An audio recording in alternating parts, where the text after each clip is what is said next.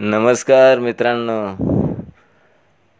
तुम्ही लहानपणापासून एक गोष्ट ऐकलेली आहे, पण ती गोष्ट आजपर्यंत तुम्हाला मूर्ख बनवत आहे तुमच्या कधीच लक्षात आलं नाही. ती गोष्ट मी तुम्हाला परत एकदा आठवण करून देतो, पण अगदी थोडक्यात. त्यानंतर मात्र आपण या गोष्टीद्वारे कसे मूर्ख बनवले जातोय किंवा फसवले जातोय हे आपल्याला ध्यानात घ्यावंच लागणार. तर मग ती गोष्ट अशी आहे मित्रांनो, की एक होता ससा आणि एक होतं कासव. आली ना लक्षात? तीच ती गोष्ट. ससा आणि कासवाची शर्यत लागली. ससा सुरुवातीलाच एकदम जोशमध्ये दुडू दुडू धावत फिनिशिंग लाईनच्या आसपास पोचला, म्हणजे जिथं शर्यत संपणार होती तिथपर्यंत पोचला. पण शर्यत पूर्ण केली नाही, त्याच्या आधीच तो थांबला आणि मागं वळून पाहिलं. कासव खूप लांब होतं. त्याला फार वेळ लागणार आहे असा विचार करून ससा आराम करण्यासाठी एका झाडाच्या सावलीत बसला. त्याला काय पोटभर गवत बिवत काय खायचं होतं ते खाल्लं आणि झोपला. पुढं हळूहळू कासवानं धीम्या गतीनं थोडं थोडं थोडं थोडं करत ते शर्यतीचं अंतर पूर्ण केलं आणि ती शर्यत जिंकली. अशी गोष्ट आहे. जे काय असेल त्या गोष्टीत मुळात प्रश्न उभा राहतो तो हा, की ही असली बिनबुडाची शर्यत या दोघांमध्ये लावली कुणी?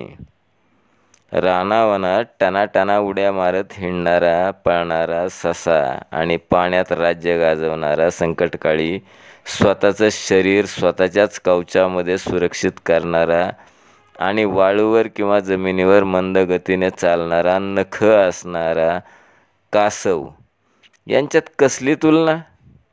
बरं, काहीतरी शिकवण द्यायची, म्हणजे जसं की आपल्या ध्येयापर्यंत पोचताना हायगय करू नये, प्रलोभन लालच याला बळी पडू नये किंवा स्वतःमध्ये असलेल्या ताकदीचा गर्व करू नये, आपल्यापेक्षा कमजोर असलेल्यांवर आपल्या ताकदीचा रुबाब करू नये, वगैरे वगैरे. असो, कसाही विचार केला तरी मला ही गोष्ट गैरलागूच वाटते. सश्याची शर्यत म्हणजे रेस लावायचीच तर ती मांजराबरोबर, मुंगसाबरोबर किंवा सश्या इतकं स्पीड असणाऱ्या प्राण्याबरोबर लावायची होती ना. किंवा कासवाला दुबळा, मंद, कमजोर दाखवायचा प्लॅन असेल तर मग सश्याला कासवाबरोबर एकदा पाण्यात पण रेस करायला लावायची होती. असो मित्रांनो, तुम्ही म्हणाल मी काय ससा, कासव आणि त्यांची ती जुनाट गोष्ट घेऊन बसलोय. पण मित्रांनो, ही गोष्ट आजच्या मानवी समाजातही लागू पडते आहे. ध्यानात घ्या. देशाच्या सर्वोच्च न्यायालयाचे न्यायाधीश यांच्यावर एका तुच्छ आणि भेकड माणसानं स्वतः कुठल्या तरी तुच्छ विचारांनी निषेध करायचा म्हणून बूट फेकून मारतो. आता असं बूट फेकून मारणं किंवा IAS दर्जाच्या उच्च अधिकाऱ्याला मानसिक त्रासातून आत्महत्येस प्रवृत्त करणं किंवा देशभर घडणाऱ्या दलित, शोषित, वंचित समाजातील लोकांचं जगणं असह्य करणं म्हणजे मित्रांनो लक्षात घ्या की लग्नामध्ये घोड्यावर सुद्धा बसू दिलं जात नाही. या आपल्या भारतातल्या अनेक ठिकाणी ज्या दलित कार्यकर्त्याचं किंवा दलित समाजातल्या व्यक्तीचं लग्न आहे, त्याला घोड्यावर बसण्याची परवानगी नाही, त्याला मिश्या ठेवण्याची परवानगी नाही आहे.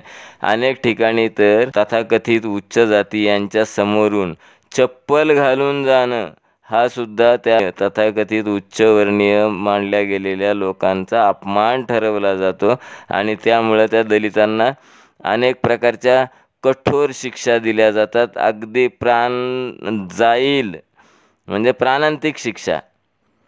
अशा या टाईपच्या सगळ्या गोष्टी या घडतात आहे. ज्या गोष्टी रोज या देशात घडत आहेत ना, त्या गोष्टींचं मूळ या ससा कासवाच्या गोष्टीतील विचित्र विसंगत रेसमध्येच दडलेला आहे. हजारो वर्षांची गुलामी, दारिद्र्याची परिसीमा गाठणारं भंगड आयुष्य, धन संपत्ती, जमीन जुमला याचा साधा गंधही नसणारा एक अशिक्षित अडाणी समाज जेव्हा डॉक्टर बाबासाहेब आंबेडकरांच्या मेहनतीनं, त्यांच्या विचारांनी प्रेरित होऊन भारतीय संविधानाच्या अधिकाराने प्रगती, आत्मसन्मानाच्या रेसमध्ये स्वतःला सिद्ध करायला समर्थ बनतो, तेव्हा या पाखंडी, पाताळयंत्री, षड्यंत्रकारी लोकांनी रचलेली तुच्छ आणि बरबटलेली समाजव्यवस्था ढासळायला लागते, उद्ध्वस्त व्हायला लागते. मग यांना आठवतं हे पाण्यात बलदंड असलेलं कासव आपल्याला जमिनीवर सुद्धा भारी पडू लागले रे बाबा. आता आपल्याला काहीतरी कावा करायलाच पाहिजे. तोच हा कुटील कावा आहे मित्रांनो.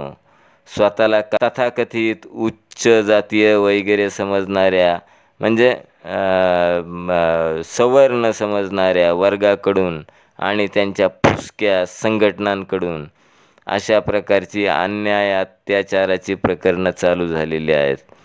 पण शेपूट घाल्यांनो, देशाच्या गद्दारांनो, संघोट्यांनो, लक्षात ठेवा, आम्ही बाबासाहेबांचे सैनिक आहोत. बुद्धाच्या तत्वावर निष्ठा ठेवणारे, बुद्धाचं तत्वज्ञान मानणारे. आणि आम्ही मानतो की कर्मा इज बॅक. जसे कराल तसे भराल. कर्माचं फळ भोगावंच लागणार. म्हणून शेवटची तंबी मित्रांनो, आणि एकदम साध्या भाषेत, इथं मर्यादा आहेत ना भाषा वापरायला, म्हणून पिक्चर अभी बाकी है मेरे दोस्त. धन्यवाद.